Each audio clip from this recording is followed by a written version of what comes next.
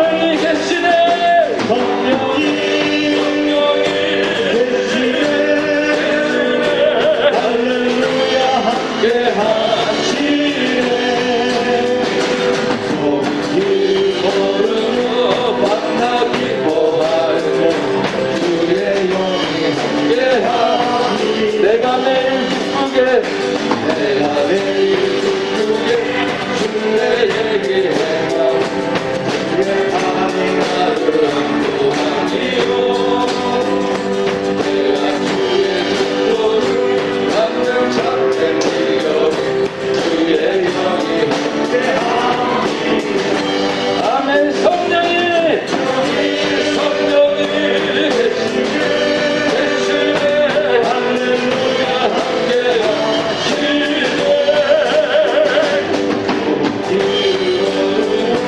만나 기뻐하는 주의 영이 함께하니 일어나라 찬양을 드리라 일어나라 찬양을 드리라 그를 구원하시네 영광 일어나라 찬양을 드리라 그를 구원하시네 맘들고 주님 앞에 기뻐해 맘들고 주님 앞에 기뻐해 맘들고 주님 앞에 기뻐해 주님을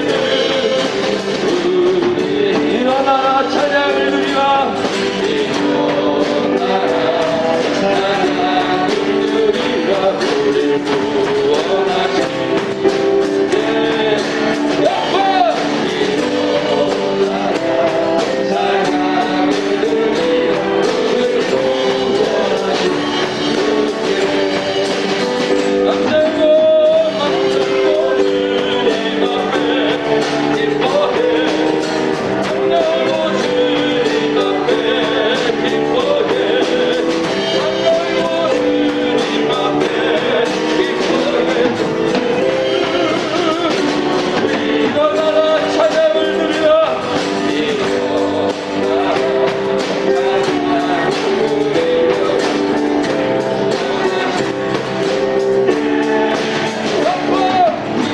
일어나라 찬양을 드리라 우리 구원하시는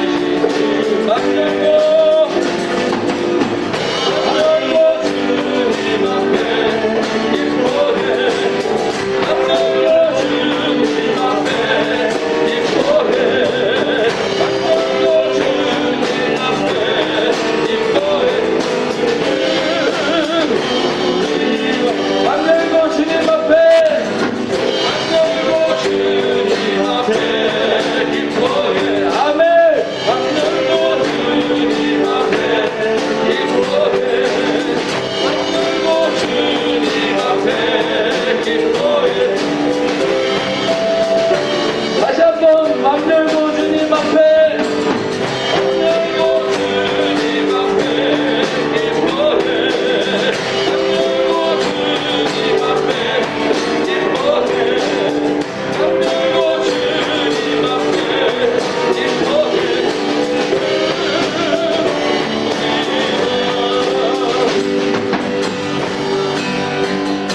다 표현 못해도 다 표현 못해도 다 표현 다 고백 못해도 다 고백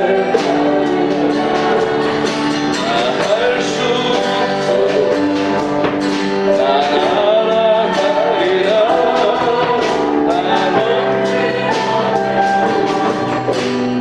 얼마나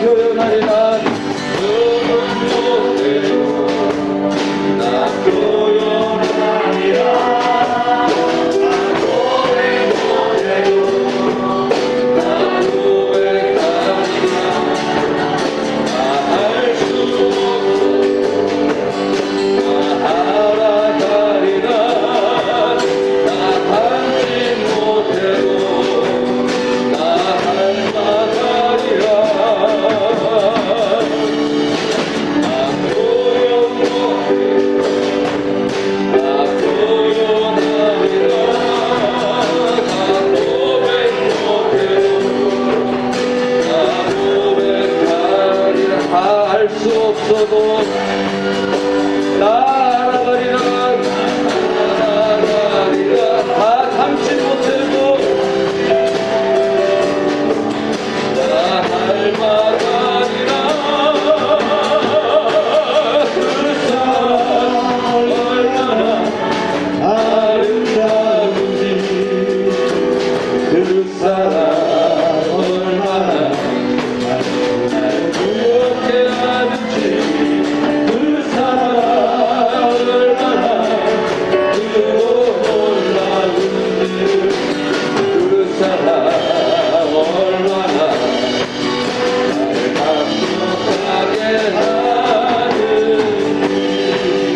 우리 함께 기도하는 시간 갖겠습니다. 우리 찬양과 같이 주님을 더 아는 시간이 되게 하여 주옵소서. 주님께 더 표현하는 시간 되게 하여 주옵소서. 주님을 닮아가는 시간 되게 하여 주옵소서. 오늘의 예배 시간에 하나님께서 함께 하여 주시고 하나님과 교제하며 은밀한 만남이 있는 은혜로운 시간 될 수 있도록 우리 기도하겠습니다. 하나님 아버지 감사합니다. 우리 가운데 함께 하여 주시고 우리를 인도하시고 하나님을 사랑할 수 있도록 마음과 믿음을 허락하시며 감사합니다. 우리가 닮아가 주님을 닮아가는 믿음의 사람이 될 수 있게 하여 주옵소서. 주님의 사랑을 더 알아가며 주님의 사랑을 더 깨달아가며 주님을 가까이 하는 우리들의 믿음이 될 수 있도록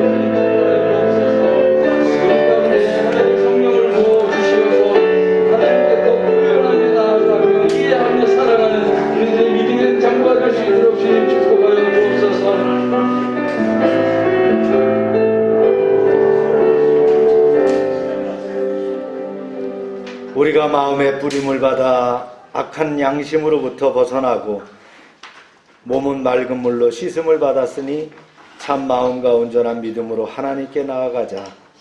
하나님은 영이시니 예배하는 자가 진영과 진리로 예배할지니라. 아멘. 다 같이 일어나셔서 찬양합니다. 이 천지간 만물들아.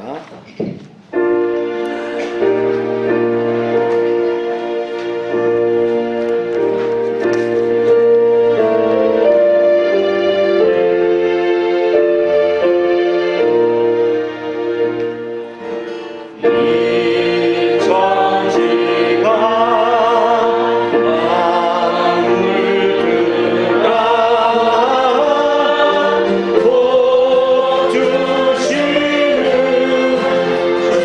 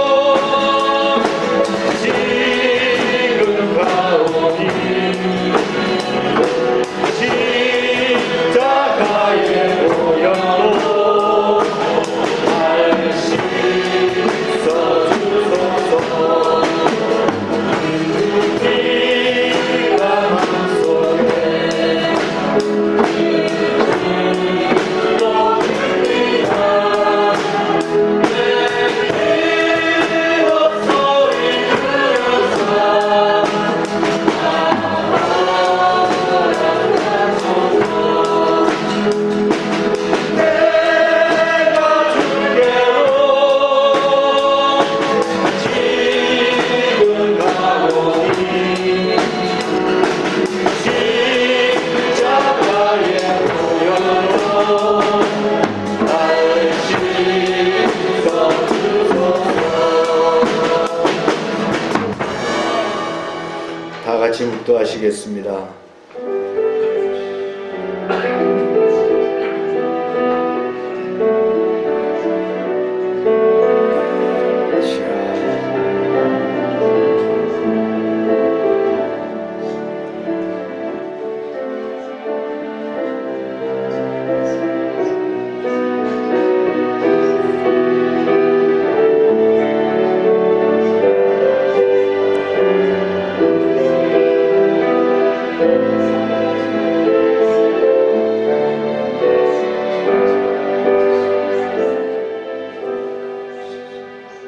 여호와여, 어느 때까지니까 나를 영원히 잊으시나이까? 주의 얼굴을 나에게서 어느 때까지 숨기시겠나이까? 나의 영혼이 번민하고 종일토록 마음에 근심하기를 어느 때까지 하오며 내 원수가 나를 치며 자랑하기를 어느 때까지 하리이까? 여호와 내 하나님이여, 나를 생각하사 응답하시고 나의 눈을 밝히소서. 두렵건대 내가 사망에 잠을 잘까 하오며 두렵건대 나의 원수가 이르기를 내가 그를 이겼다 할까 하오며 내가 흔들 때에 나의 대적들이 기뻐할까 하나이다. 나는 오직 주의 사랑을 의지하여 싸우니 나의 마음은 주의 구원을 기뻐하리이다. 내가 여호와를 찬송하리니 이는 주께서 내게 은덕을 베푸심이로다. 아멘. 영원히 찬송과 경배를 받으실 하나님 아버지, 저희들은 오늘도 주님의 풍성한 사랑을 힘입어 이렇게 성전에 나와 예배를 드립니다. 지난 한 주간 메마른 광야와 같이 거칠었던 저희들의 삶에 구름 기둥과 불 기둥으로 인도하여 주시고 폭염과 갈증 속에서도 은혜의 샘물이 마르지 않도록 공급하여 주신 것에 감사드립니다. 거룩한 주일에 베푸실 은혜를 사모하며 다시 한번 주님의 날개 아래 모인 백성들에게 평안과 안식과 신령한 기쁨을 누리게 하여 주시옵소서. 모든 영광을 성삼위 하나님께 올려드리오며 예수님의 이름으로 기원하옵나이다. 아멘.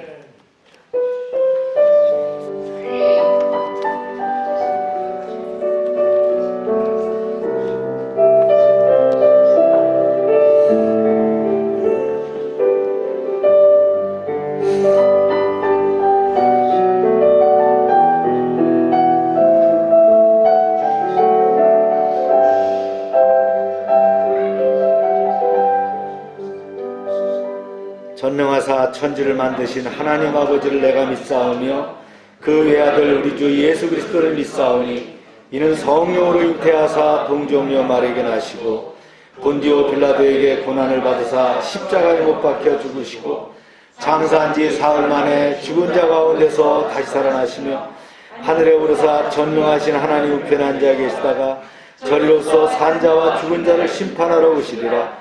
성령을 믿사오며 거룩한 공예와 성도가 서로 교통하는 것과 죄를 사해 주시는 것과 몸이 다히 사는 것과 영원히 사는 것을 믿사옵나이다. 아멘. 자리에 앉으시겠습니다.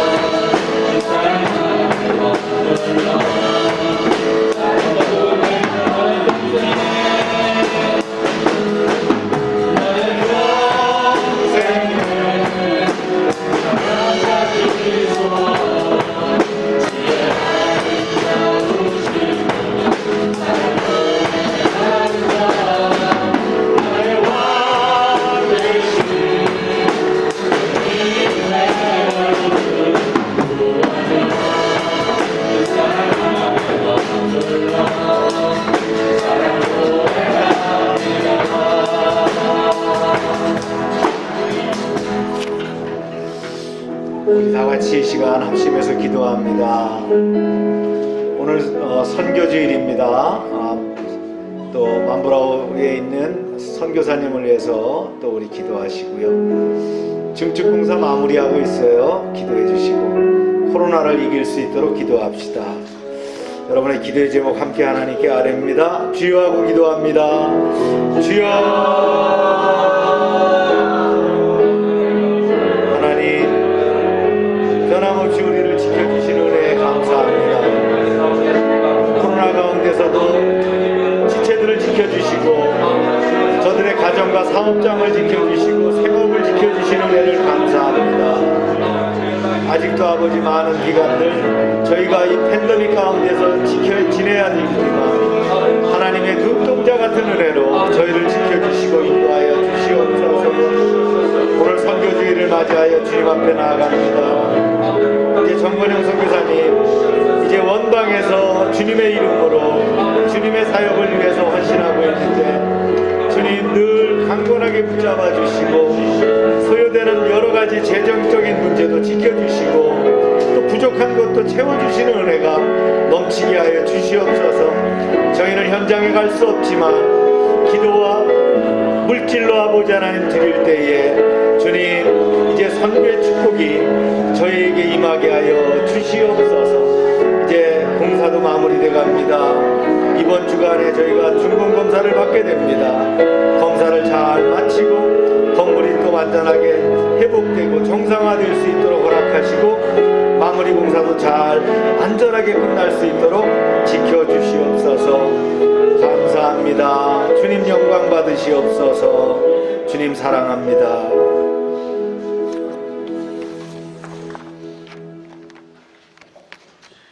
사랑의 하나님 아버지, 거룩한 주님의 날 하나님을 만나고 하나님의 음성을 듣는 복된 시간 되게 해주세요. 이 예배 가운데 저희와 함께 해주시고 이 시간 저희 올려드리는 경배와 찬양을 받으시오며 하늘의 문을 여시고 하늘에 신령한 은혜를 내려주세요. 이 시간 세상적인 걱정이나 두려움은 모두 사라지게 하시고 기도에 집중하고 하나님의 목소리를 들을 수 있는 시간이 되게 해주세요. 용서의 하나님, 저희는 교만하고 독선적입니다. 주님은 주님의 말씀을 듣고 실천하기를 원하셨지만 저희는 내 주장만을 앞세우며 고집하고 까다로움을 부렸음을 고백합니다. 이웃과 함께 주님의 나라를 이루기에는 심히 부족한 저희임을 고백합니다.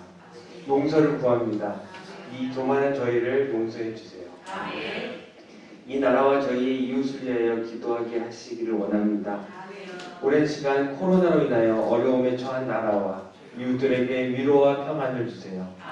변이가 더 이상 생기지 않게 하시고 그리고 우리 아이들이 마스크를 쓰지 않고 다니고 학교를 다닐 수 있도록 해주세요. 하루하루 어려움 속에서도 주님만을 바라보며 나아가는 복된 나라 되게 인도해 주세요.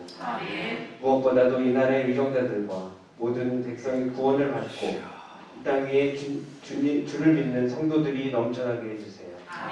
어디에서든지 주님을 찬양하고 예배를 드리는 소리가 그치지 않게 해주세요. 교회의 주인이 되신 하나님 아버지, 교회 또한 코로나로 힘든 시간을 보내고 있지만 주님의 몸된 교회도 신령한 은혜가 항상 넘치는 제단이 되게 해주세요. 교회를 찾는 심령마다 주님이 내려주시는 은혜로 말미암아 메마른 영혼들이 해갈의 기쁨을 맛보며 찬양과 감사가 넘치는 교회가 되게 해주세요. 이 시간도 세상의 염려보다 주님의 몸된 교회를 위하여 거룩한 염려를 하고 있는 당신의 사랑하는 귀한 종들을 기억하시고 교회를 위해 희생하는 저희들이 헌신과 충성을 통해서 주님의 나라가 확장되며 복음이 전파되고 이 지역사회에서 저희 교회가 든든히 서도록 축복하여 주세요.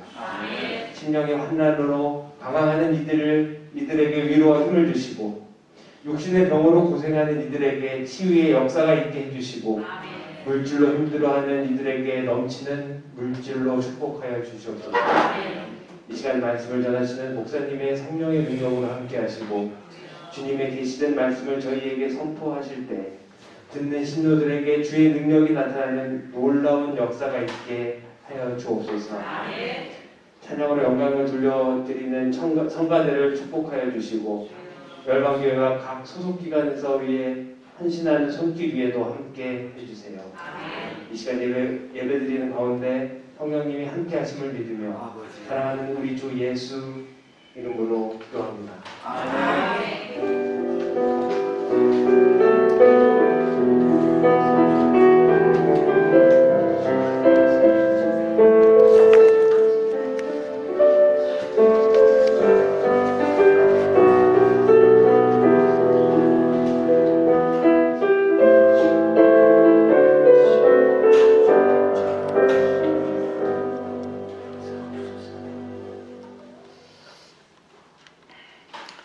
광고 시간입니다. 다음 주일은 맥추감사주일입니다. 그래서 우리가 금년도 전반기를 또 6개월 동안을 지내면서 감사한 것을 하나님께 또 예배로 나가는 그런 절기가 되겠습니다.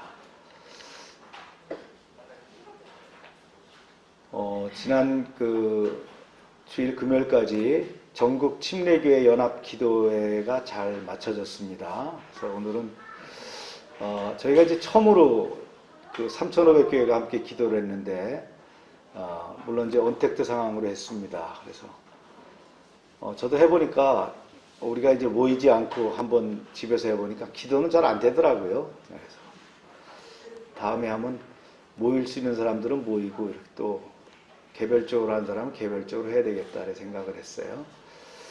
오늘은 6월 선교주일입니다. 광고 드렸던 대로 이번 우리가 이제 연합 기도회 하면서 또 받았던 은혜와 또 특별히 그 만브라우의 예배당 건립을 위해서 또 사역에 보탬이 되기 위해서 우리가 헌금을 특별히 드리도록 약정을 했는데 드려지는 헌금은 그쪽으로 보내도록 하겠습니다.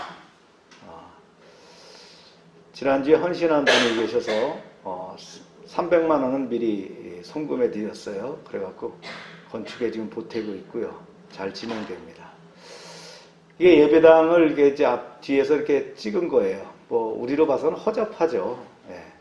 그러나 거기서는 뭐 이런 대부분이 이 정도 수준의 교회인데 임시 형태로 이렇게 졌답니다. 그래서 나무로 이렇게 트라스를 짜고 함석을 얹었는데 우리 지붕이라 그러죠. 거긴 된조가 없어요. 대부분 된조라 그러는데 이 된조가 대부분 없는 경우도 있어요. 이게 다른 방향에서 본 모습입니다. 좌우측엔 통통 되도록 또 그 다음에 이게 철망으로만 이렇게 했습니다. 또 다른 방향에서 봤고요. 의자들을 이제 준비했다 그러더라고요. 또 그 다음에 이제 선풍기도 있잖아요. 거긴 저 선풍기도 귀합니다. 네. 강단은 뒤로 드러내서 이렇게 강단을 만들었고요. 아직 도색은 안 한 거예요. 그러니까 이게 이제 선교사님 새로 지은 사택인데 저건 우리 건물은 아니고요. 저건 이제 임대를 놓기 위해서 그쪽에 분이 선교사님을 위해서 집을 져준 거예요. 한 달에 8,000페소, 그러니까 20만 원 정도에 150평 땅하고 거기에 이제 예배당까지 들어가 있는 거죠. 그 임대를 해서 사용하고 있고 앞에 보는 차가 이제 선교사님이 찬 그 중고차, 일제 중고차, 오토바이도 보이죠? 그 교통수단입니다. 거기선 차가 있고 오토바이가 있으면 부자입니다. 이게 이제 내부 구조예요. 주방이 두 군데 있더라고요. 바깥에 하고 안에가 있는데 내가 어느 게 어느 건지 모르겠는데 지금 밑에 바닥은 아직 잘 안 깔았나요? 네. 아마 시멘트로 이렇게 돼 있고요. 지금 현재 여긴 깔았네요. 네. 침실도 있고, 네. 여기 이제 사무보고 이제 말씀 준비하는 집무실 같아요. 외부는 이렇게 아직 안 다듬어져 있고요. 네, 아들 예배하는 모습이고요. 우리로 말하면 소그룹. 마스크 안 끼네요. 네. 네, 이게 누구 생일, 자매 한 사람이 생일 잔치를 해가지고 생일 파티하고 리더들하고 같이 이렇게 찍은 사진입니다. 멋있죠? 예, 정원영 목사가 탑스타인 줄 알았어요. 예. 건강하게 잘 계시고 빨리 나와야 되는데 일이 마무리가 안 돼서 여러분 기도해 주시고 건강하게 나올 수 있도록. 항공료는 뭐 한 2배 정도 하더라고요. 60-70만 원 정도 하는데 들어와서 또 격리하고 거기 또 들어가면서 격리하는데 나왔다 들어갈 수가 없는 것을 두려워하고 있더라고요. 그래서 어떻게 될지 모르겠고요. 어제도 인도네시아 선교사님 박병삼 선교사님 오셔서 점심 식사하고 교제하고 이렇게 가셨어요. 자카르타에는 하루에 2만 명씩 코로나 발생이 일어나고 있다라고 하는데 동남아시아 몇 개 나라들이 좀 심각합니다. 필리핀도 그렇죠. 네. 우리 한국은 참 그만해도 다행입니다 지금. 네. 비대면 양육 진행하고요. 성경통도 큐티 계속 진행합니다. 정상적으로. 네. 증축공사 이제 서구청에다가 어플라이 했습니다. 우리를 와서 공사를 끝났으니 봐주세요 하고 아마 주중에 올 것 같고요. 그 다음에 이제 마무리할 거, 뭐 창문 달고 채양 달고 하는 마무리 공사. 난 방수와 페인팅. 이게 60평이기 때문에 이 방수 페인팅이 만만치가 않아요. 네. 이게 물매가 안 맞는 거를 이제 지난주 공사를 했는데, 저하고 영남전도사하고 이렇게 했는데 아마 만만치 않더라고요. 그래서 좀 보강공사해서 요번 주나 하여튼 비가 안 오면 방수까지 다 끝내야 됩니다. 그래서 요번 주 마무리하려고 하는데 여러분들 기도해 주시고요. 지역아동센터 프로그램과 아동 공동체 사항들 도전합니다. 하나님의 사람아 도전하라. 시작. 하나님의 사람아 도전하라. 네. 하나님의 말씀 신명기 17장 15절부터입니다. 함께 읽겠습니다. 시작. 반드시 내 하나님 여호와께서 택하신 자를 내 위에 왕으로 세울 것이며 내 위에 왕을 세우려면 내 형제 중에서 한 사람을 할 것이요 내 형제 아닌 타국인을 내 위에 세우지 말 것이며 그는 병마를 많이 두지 말 것이요 병마를 많이 얻으려고 그 백성을 애굽으로 돌아가게 하지 말 것이니 이는 여호와께서 너희에게 이르기를 너희가 이후에는 그 길로 다시 돌아가지 말 것이라 하셨으며 시작. 그에게 아내를 많이 두어 그 마음이 미혹되게 하지 말 것이며 자기를 위하여 은금을 많이 쌓지 말 것이니라. 그가 왕위에 오르거든 이 율법서를 등사본을 레위 사람 제사장 앞에서 책에 기록하여 평생에 자기 옆에 두고 읽어 그의 하나님 여호와를 경외하기를 배우며 이 율법의 모든 말과 이 규례를 지켜 행할 것이라. 네. 기도합니다. 하나님, 이제 이번 주부터 저희가 열왕기 말씀을 진행합니다. 긴 장정인데 함께하여 주셔서 은혜 가운데 저희가 하늘의 양식을 공급받게 하여 주시옵소서. 말씀 가운데 있는 열방교회를 축복하시고 말씀을 통해서 힘과 능을 얻게 하시고 새롭게 하여 주시옵소서. 예수님의 이름으로 기도합니다. 아멘. 주전 969년 다윗이 죽습니다. 약 1020년 전이죠. 969년 주전이니까. 그죠?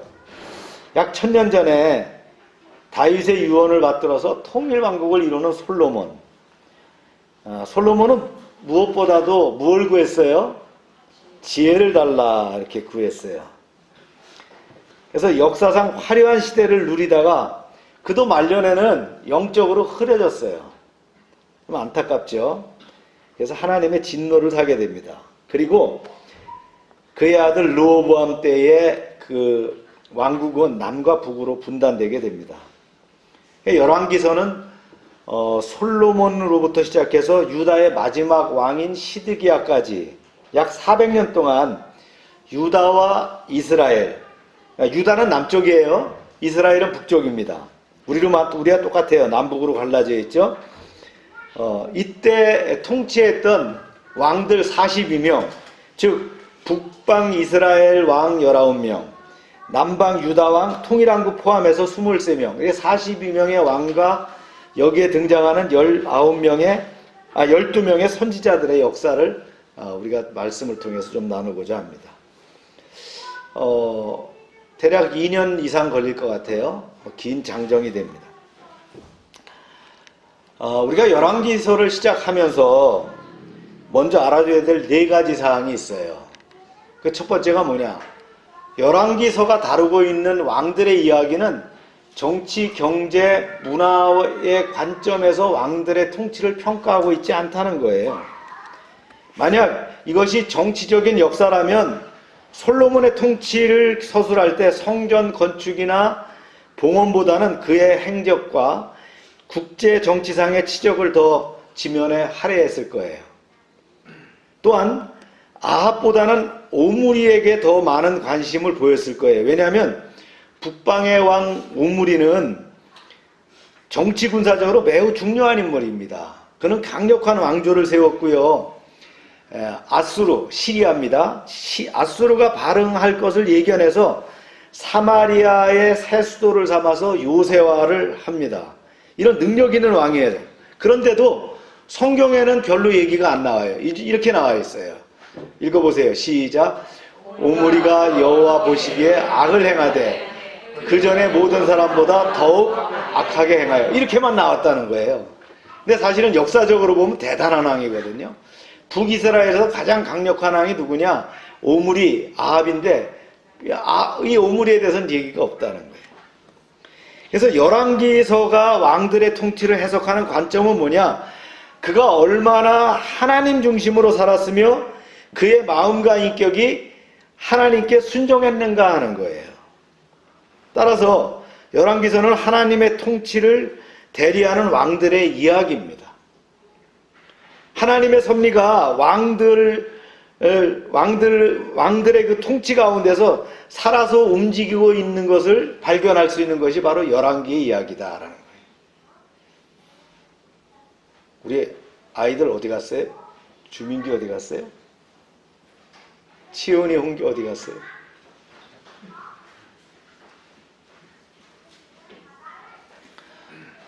둘째는요, 우리가 이제 열왕기를 보면서 알아야 될 게, 인간의 정권, 제국의 흥망성쇠가 허무하기 짝이 없더라는 거예요. 열왕기의 시작과 끝은 아주 극단적인 대조를 보입니다. 다윗이 세운 광대한 나라에서 솔로몬이 왕위를 계승하고요, 성전을 건축하고 막강한 군사력과 경제력을 바탕으로 이스라엘 역사상 최고의 그 부를 누리게 되는 장면이 나오는데요. 그 반면에 열왕기 끝은 어떻게 하느냐? 성전이 회파되고 나라가 망하고 왕이 두 눈을 뽑혀서 백성들과 함께 포로로 끌려가는 비참한 장면이 나옵니다. 그 막강했던 제국이 불과 100년이 안 돼서 남북으로 갈라지고 약소국으로 전락하더니 400년이 안 돼서 남북이 완전히 망해버리는 비참한 신세가 됐다라는 거예요. 근데 뭐 400년이라는 세월도 깁니다. 우리가 역사적으로 봐갖고요, 그렇게 그 나라가 흥망성쇠가 길지를 못해요. 우리가 2조 500년이라는 거 대단한 거예요. 뭐 한 나라, 한 가문이 왕성했다. 한 가문은 200년이, 메리치가 같은 게 한 200년이라 그러면 한 가문이 왕성한 건 그렇게 길지 않아요. 주전 586년 예루살렘이 멸망하고 난 다음에 바벨론으로 끌려간 이스라엘 사람들은 비참한 포로 신분이 된 자신의 운명을 받아들이기가 힘들었어요. 국가와 성전이 몰락한 상황에서 자신들이 믿는 하나님이 바벨론의 신 바루둑보다 과연 강할까, 이런 의문까지 가지게 됩니다. 그래서 허무주의에 빠지고 우상숭배의 나락으로 떨어지게 됩니다. 이런 상황에서 왜 우리가 이방 땅에 와서 살아야 하는가? 이거에 답을 주기 위해서 기록한 책이 뭐냐? 바로 열왕기서라는 거예요. 누가 기록했느냐? 뭐 여러 가지 설이 있지만 에레미야가 기록했다는 설이 이제 지배적입니다. 역대기 같은 경우는 이제 에스라가 기록됐다라고 하죠. 왜 이 지경까지 이르게 됐는가 하는 각성과 통찰의 시각에서 본 바른 역사 해석이 필요하다라고 해서 만든 것이 바로 열왕기서라는 거예요. 우리도 이스라엘 못지않은 격동의 역사를 가지고 있습니다. 지금도 우리나라는 힘들고 어려운 상황을 통과하고 있어요. 특히 세계적으로 남북 분단의 시대를 겪고 있잖아요. 이럴 때일수록 우리는 하나님의 시각에서 바른 역사를 해석할 수 있어야 됩니다. 바른 역사 속에서 지도자의 행적을 다시 한번 재평가하는 그 고민이 있어야 될 때입니다. 역사를 왜곡하면 안 됩니다. 참 안타깝죠? 네. 이제 세 번째는요, 정치 지도자들과 왕들이 갖는 영향력과 파급 효과는 실로 크다는 점을 알 수 있다는 거예요. 볼링을 쳐보셨어요? 예. 볼링을 치면은 킹핀이 쓰러지면 다른 것 우르르 무너집니다. 근데 킹핀이 건재하면 다른 것 잘 쓰러지지 않아요. 볼링을 쳐보면 알지만 1번과 3번 핀 사이에 공을 치는 거예요. 1번과 2번 핀 사이에. 거기에 공이 들어가면 스트라이크가 나오기 쉽습니다. 여기서 킹핀은 몇 번인가요? 예?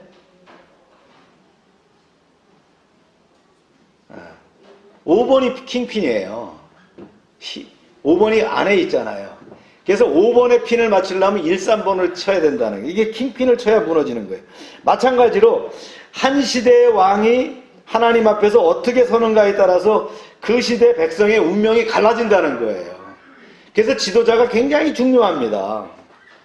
솔로몬을 보면 초창기는 지혜롭고 하나님을 경외하는 왕이었는데 후반기에 심하게 타락하는 모습을 봅니다. 이방 여인들이 솔로몬 가문에 들어오고 이방 신당이 세워지고 노예제도와 무거운 세금제도가 백성들을 힘들게 했어요. 과연 이 사람이 솔로몬이 맞나 하는 의구심이 들 정도였습니다. 솔로몬의 행위는 후세 왕들이 답습하게 되고요. 이 악한 패턴이 굳어져 버려서 하나님을 노하게 한 거예요.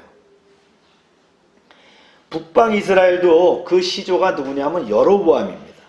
이 첫 단추를 잘못 깨는 바람에 전체 왕 19명이 하나님 앞에 악행을 했다고 평가를 받게 되는 거예요. 그 후로 후세 왕들을 평가할 때 뭐라고 하냐면요. 그가 여로보암의 죄를 행했다. 혹은 여로보암의 길을 행했다라고 하고 있어요. 그러나 긍정적인 모형도 있어요. 누구죠? 다윗입니다. 유다 왕들 가운데 아사 왕이나 히스기 왕을 평가할 때 뭐라고 합니까? 열왕기서에서 다윗과 같이 여호와 보시기에 정직했다 이렇게 평가합니다. 뭐 다윗이 그렇게 좋은 일만 한 건 아니었어요. 우리가 배워서 알지만. 근데 하나님 보시기에 그랬다는. 세상적인 능력은 있지만 하나님 보시기에 악한 왕들이 있었던 이스라엘에 비해서 그래도 종종 하나님 앞에 순종하고 선한 왕이 있었던 유다 왕국은 보다 안정적이고 평탄했다는 거예요. 그래서 그 열왕기는 북이스라엘과 남유다를 골고루 쓰면서 정치적인 상황 중심으로 썼다면 역대기는 유다를 중심으로 그 다음에 제사장 중심으로 쓴 것이 역대기예요. 나중에 또 이제 설명하겠습니다. 그래서 유다는 이스라엘보다 150년이나 길게 나라를 유지할 수 있었어요. 그러나 유다 역시 바벨론에게 쫄딱 망해서 포로로 잡혀가게 됩니다. 하나님을 경외하는 지도자는 나라를 존속시키는 거룩한 보호장치가 됩니다. 한 나라가 좋은 지도자를 만나는 것은 하나님의 축복이요 하나님의 은혜입니다. 우리는 그래서 기도해야 됩니다. 그러니까 내년도 3월 7일이 대통령 선거라고 하죠. 진짜 좋은 지도자를 뽑아야 됩니다. 네 번째는요, 열왕기서를 들어가기 전에 열왕기서는 이스라엘과 유다 왕들의 역사를 지그재그로 비교해서 기록하고 있어요. 그래서 여러분들이 이 열왕기 상하, 역대 상하에 들어가면 처음엔 잘 읽다가 헷갈려요. 이게 남쪽이야, 북쪽 얘기야. 이게 누구 얘기인지 막 헷갈리는 거예요. 근데 여러분들이 이제 저하고 열왕기서를 같이 말씀으로 나누면 그 순서 배열이 딱 정리가 되면서 리더십에 대한 것들도 또 많이 깨우치게 될 겁니다. 즉 이스라엘 왕들의 통치 기사를 동시대 유대 왕들의 이야기로 같이 이렇게 겹쳐서 보여주고 있다라는 거예요. 그래서 왜 그러냐면 열왕기서에서는요, 이스라엘과 유다는 한 나라라는 거예요. 그래서 겹쳐서 이렇게 보여주는 거예요. 어리석은 지도자들의 과오로 분열되기는 했지만 이스라엘과 유다는 미우나 고우나 한 나라라는 거예요. 한 백성이며 두 왕국이 서로 밀접하게 연결되어 있음을 보여주고 있어요. 통상 혈통이 같고 언어가 같으면 한 나라입니다. 우리가 이제 북한과 한 나라죠. 근데 이데올로기가 다르기 때문입니다. 하나님께서는 우리가 진짜 예수 믿고 신앙생활 똑바로 하면은 남북이 통일되는 그런 은혜를 우리가 맛보게 할 겁니다. 남북이 통일됐다 그러면 진짜 골드만삭스가 얘기하는 팍스 코리아나를 외칠 수 있는 그런 나라가 됩니다. 우리 깨어 기도해야 됩니다. 그냥 북한에 뭐 얼마 갖다 주어서 이게 문제가 아니고요. 진짜 통일될 수 있도록 하는 것이 우리의 기도의 제목이 되어야 될 것이다.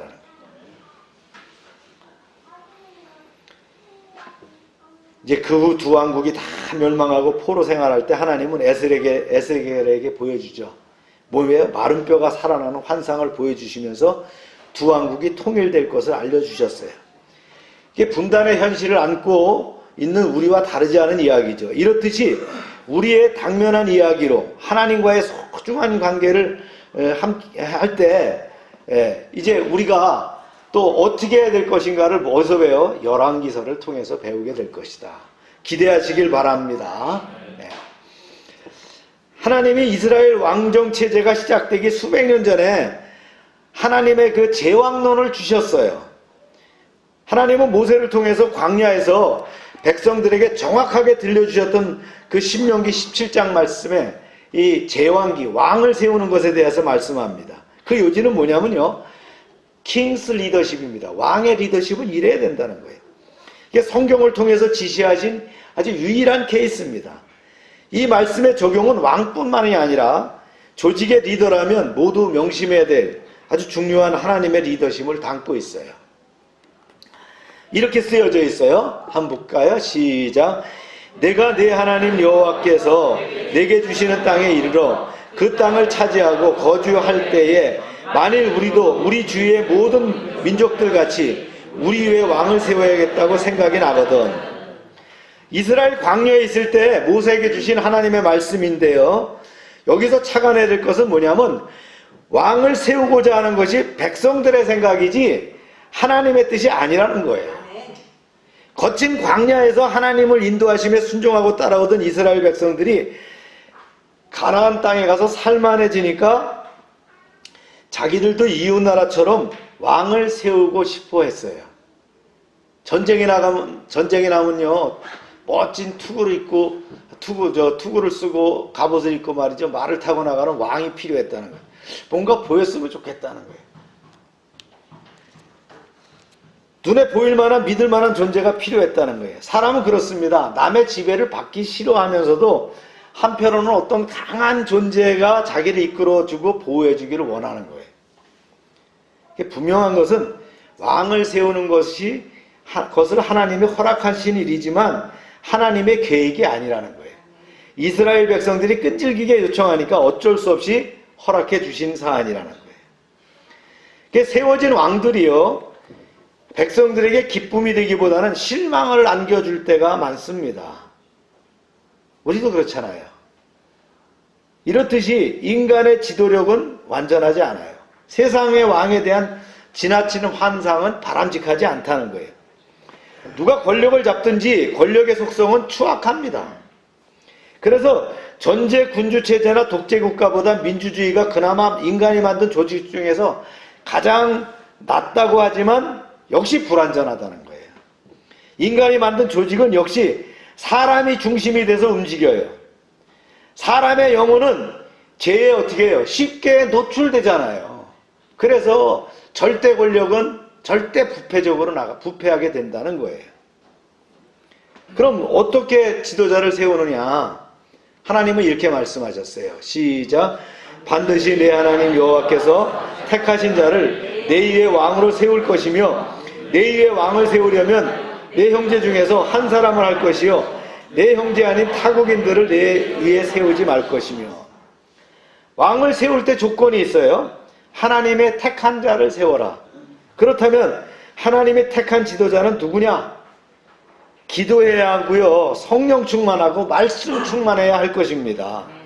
그래야 영적 분별력이 생기잖아요. 사무엘이 이새의 집에 가서 기름 부을 자를 택할 때 이새는 자기 아들 중에 누가 기름 부음을 받을지 몰랐어요. 자기 장자인 줄 알았죠. 잘생기고 큰 장자. 이새는 착각한 거예요. 하나님의 사람인 사무엘만이 하나님의 인도하심을 알 수 있어요.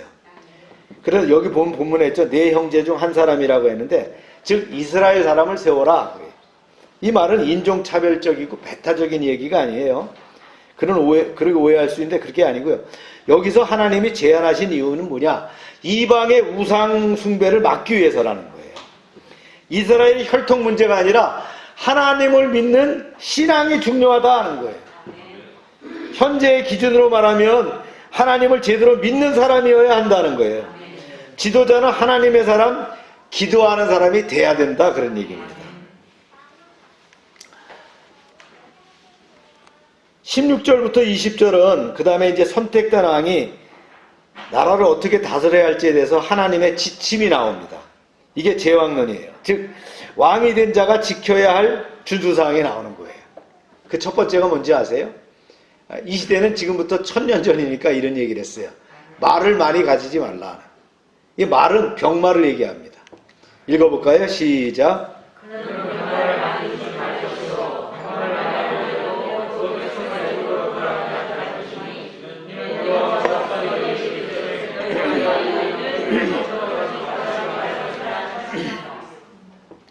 말은 당시 최첨단 무기입니다. 전력의 핵심인 기마병을 얘기하는 거예요. 말은 지금으로 말하면 뭐에 비유할 수 있을까요? 탱크입니다. 전차. 혹은 이제 공중에 있는 그 공격 헬기. 이런 게 이제 전차의 기능을 하잖아요. 그런데 하나님은 말을 많이 갖지 말라는 거예요. 말을 많이 가지면 좋잖아요. 이건 뭐냐면 군사적으로는 중요하지만 여기 치중하다 보면 하나님을 의지하기보다는 뭘 의지해요? 예, 군사력을 의지하는 거예요. 폭력적인 왕이 되기 쉽다는 거예요. 여러분 잘 아는 구소련이 무너진 이유가 여기 있습니다. 구소련이 세계적으로 원자탄을 제일 많이 갖고 있었죠. 경제가 튼튼하고 양질의 교육과 사회보장 제도를 등한시하고 나라 전체를 군사적 집단으로 만들려고 하니 국력이 바닥날 수밖에 없었다는 거예요. 미국과 경쟁하려고 하다 보니까 뭐가 못 따라가는 그런 상황이 생겨서 결국은 가랭이가 찢어진 나라가 뭐예요? 소련이에요. 동서고금을 통해서 전쟁 준비에 강분한 나라치고 잘 되는 나라가 없습니다. 그 대표적인 나라 우리가 가까이 있어요? 어디예요? 북한이 그렇잖아요. 예. 먹일 쌀이 없대요. 많은 사람들이 굶어 죽기 직전에 있는 상황이다라는, 군량미까지 다 털어서 먹여야 되는 그런 상황이었다는. 예. 어떻게 하면 그런 나라를 만드는지 모르겠어요. 이 시대의 말이 뭡니까? 이 시대, 지금으로 말하면 말이 뭐예요? 우리로 비유하면 내 재산, 부동산, 인맥, 예, 학벌, 권력 수단일 수 있어요. 우리는 겸손히 내려놔야 됩니다. 그리고 하나님의 손을 잡아야 합니다. 인간적으로 나를 지켜줄 수 있는 수단을 많이 만들지 말아야 합니다. 그만한 대가를 지불하게 돼요. 칼로 일어선 자는 뭘로 망해요? 칼로 망하는 거예요. 삶을 단순화해야 돼요. 그래야 하나님이 나의 힘이 되어주시는 거예요. 이거 굉장히 중요합니다. 약한 나로 강하게 하시는 거예요. 강한 나로 강하게 하시지 않는다는 거예요. 내가 하나님을 의지할 때 하나님은 나를 강하게 하시는 거예요. 내가 의지할 거리를 만들려고 노력하면요, 그러다 뼈 빠지고요, 그러다 병들고 죽는 거예요. 또한 말을 많이 얻으려고 그 백성을 애굽으로 돌아가게 하지 말라. 이게 뭐냐면 당시 애굽이 최고의 군말을 가지고 있었어요. 그래서 말을 사오려면 어떻게 교류가 왕성해야 되잖아요. 그 과정에서 말만 들어오는 게 아니라 뭐가 들어요? 혼합 문화가 들어오는 거예요. 이방 문화가 들어온다는 거예요. 말을 주고받는 세상적인 인맥을 주의하시기 바랍니다. 여러분 누가 친구입니까? 네. 나하고 가끔 만나 식사하고 말이죠. 술 한잔하고 같이 이렇게 영을 즐길 수 있는 사람이 친구라고 생각하세요? 제가 나이 들어보니까 그런 거 다 필요 없어요. 진짜 중요한 건 가족이 중요합니다. 내 공동체 나와 함께하는 사람들이 중요합니다. 그 사람들을 아끼는 사람이 잘 되는 사람입니다. 예. 괜히 바깥으로 도는 거 아무 쓸데없어요. 예. 헛되고 헛됩니다. 하나님 그거 원치 않으세요. 우리는 어떤 세상 인맥을 쌓고 있는가 하는, 그 인맥이 오히려 올무가 될 수 있더라는 거예요. 솔로몬의 집권 말기에 이 명령을 어기고 애굽에서 말을 많이 들여온 까닭에 후손들이 애굽에게 오히려 배신당하고 침략받게 됩니다. 예. 그거 좋은 게 아니라는 거예요. 그 다음에 이 말을 많이 두지 말라는데, 두 번째 이렇게 또 이 말씀하셨어요. 아내를 많이 두어서 마음이 미혹되게 하지 말라는 거예요. 말씀 한번 볼까요? 시작. 그에게 아내를 많이 두어 그 마음이 미혹되게 하지 말 것이며. 이 말씀을 직역하면 아내를 많이 두면 반드시 마음이 다른 데로 현혹될 것이다. 권력과 섹스와 돈, 이 세 가지 항상 붙어 다녀요. 하나에 걸리면 두 개가 붙어오는데 처음에는 이게 특권인 것 같이 대단하게 여기지만 나중엔 무서운 독이 됩니다. 솔로몬은 왕비와 첩이 1000명이 넘었어요. 솔로몬이 이렇게 많은 부인을 둔 것은 여색을 탐하기도 했지만 힘 있는 주변 국가들과 어떻게 합니까? 관계를 가지려고 정략적으로 그런 아내를 많이 데리고 왔다는 거예요.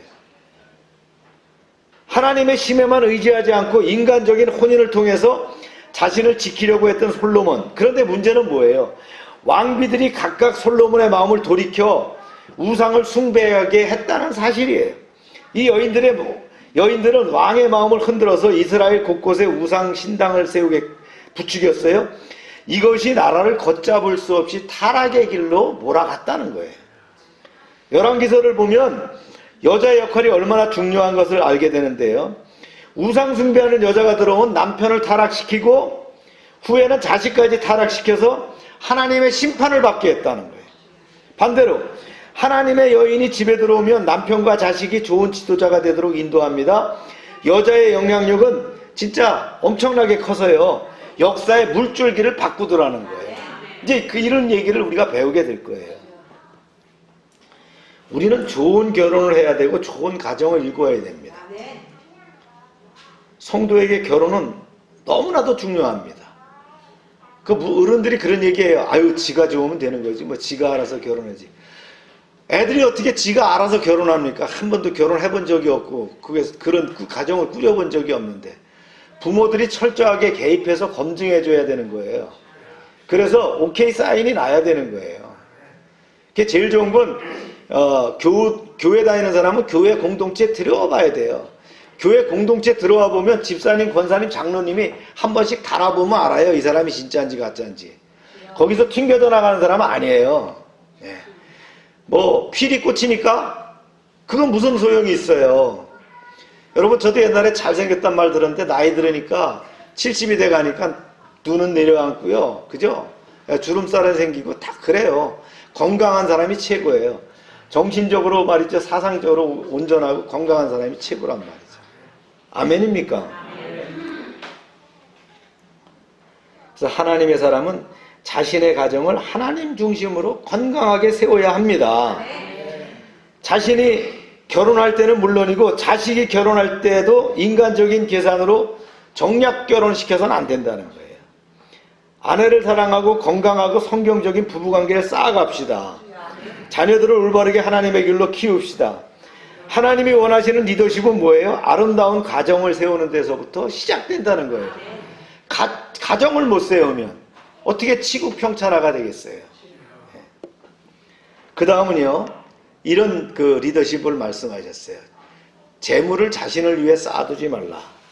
말씀입니다. 시작. 자기를 위하여 온금을 많이 쌓아두지 말 것입니다. 권력과 돈은 밀접한 관계가 있는데 왕이 되면 재물이 풍부합니다. 그때 정확해야 됩니다. 지금도 그렇지만 비밀스러운 정치자금 문제로 어려움을 당하기 쉽습니다. 이명박 대통령 왜 감옥에 갔어요? 자기 거 아니라고 자꾸 우기다가 결국은 그게 기라는 거 아니에요. 재판관이 뭐라 그래요? 너끈히 인정할 만하다 그러잖아요. 그거 뭐 부자가 왜 그런 짓을 뭐하러 하는지 몰라요. 솔로몬은 얼마나 갑부였든지 왕궁에 쓰는 물건이 전부 은이나 동도 없어요. 전부 금이라는 거예요. 보석이라는 거예요. 그런데 솔로몬은 그 많은 재물을 백성들에게 나누어 줬다는 기록이 성경에 없어요. 그리고 오히려 지독하게 세금을 걷었고 백성들을 국가적인 공사에 동원했다라고 돼 있어요. 솔로몬 시대의 그 화려한 건축물은 이렇게 백성들의 돈과 노동력을 착취한 결과라는 거예요. 유럽에 가면 그 도시들에요, 옛날 궁전이나 또 콜로세움 같은 그런 시설물들 많잖아요.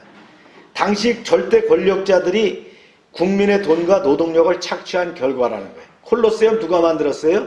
유대인 포로들이 붙잡혀가지고 그거 만들었다는 거 아니에요. 그 화려함 속에 파묻힌 수많은 약한 백성들의 희생을 잊어서는 안 될 것이다 라는 거예요. 우리나라도 공공시설 너무나 화려하고 쓸데없이 돈을 들인 것을 봅니다. 굳이 그런 시설들이 말이죠, 뭐 문화적 가치가 있는 것도 아닌데 그럴 필요가 있나 생각해 봅니다. 만약 민간 기업이나 개인이 자비로 지었다면 그렇게 할 수 있겠어요?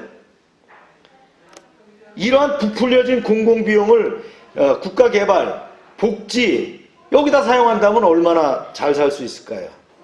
제가 청주의 지방의 일로 한 번씩 가다가 보면 대전서 청주간 그 도로변에 세워진 공장들과 상가들을 보면 대부분 샌드위치 패널로 졌어요. 가건물입니다. 임시 건물이죠. 민간 수준은 그 정도밖에 투자할 수 없어요. 그런데 요즘 짓는 주민센터, 구청, 시청, 국가 공공시설, 관련 시설들은 어떻게 해요? 얼마나 잘 짓고 고비용으로 건축물을 짓는지 모른다는 거예요. 왜요? 지 돈이 아니니까. 이거 생각해야 돼요. 그런 사람들이 정치하면 안 돼요. 제가 군대에 있을 때 미군 막사를 사용한 적이 있어요. 제가 일공수여단에 있을 때는 우리 그 훈련장 지역이 미군 막사를 여기가 인수한 지역인데 그들은 저비용으로 실용적으로 집을 집니다. 그리고 언제고 이동할 수 있도록 건물을 짓습니다. 영구적으로 돈을 들일 필요가 없기 때문에요. 우리도 이런 점을 배워야 돼요. 뭐 바르고 닳도록 얼마나 간다고요. 그거 아니잖아요. 하나님은 재물을 모으는 것을 지적하신 적은 없어요. 재물을 모으는 것은 하나님이 주신 축복의 결과입니다. 다만 모은 재물로 고아나 과부나 나그네와 약한 자 돌보는 일에 잘 쓰라는 거예요.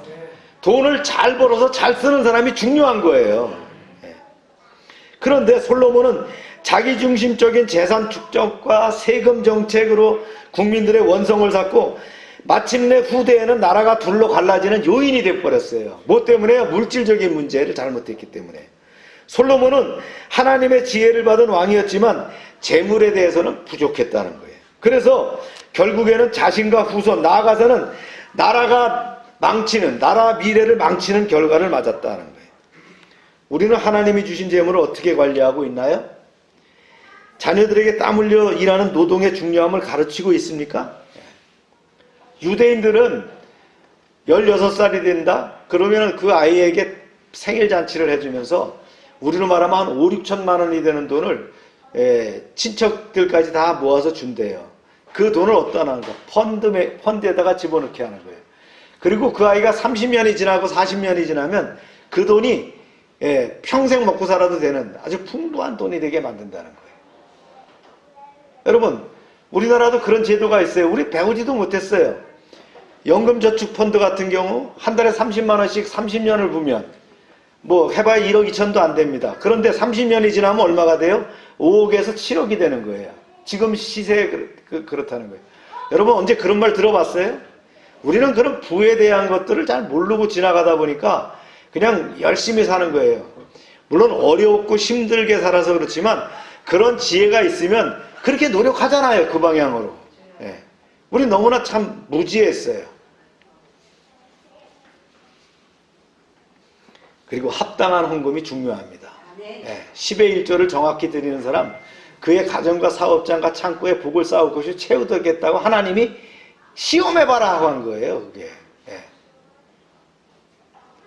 그 다음에 어려운 이웃을 위한 나눔의 실천을 하고 있느냐는 거예요. 나누는 것만큼 영향력이 생기는 거예요. 자신을 위하여 재물을 쌓아두면 복이 되고 있다는 거예요. 다시 자신을 위해서 재물을 쌓으면 복이 되지 않더라는 거예요. 어떻게 돼요? 자기 걸로 쌓으면 나중에 이것이 부패돼 가지고요. 자신과 후손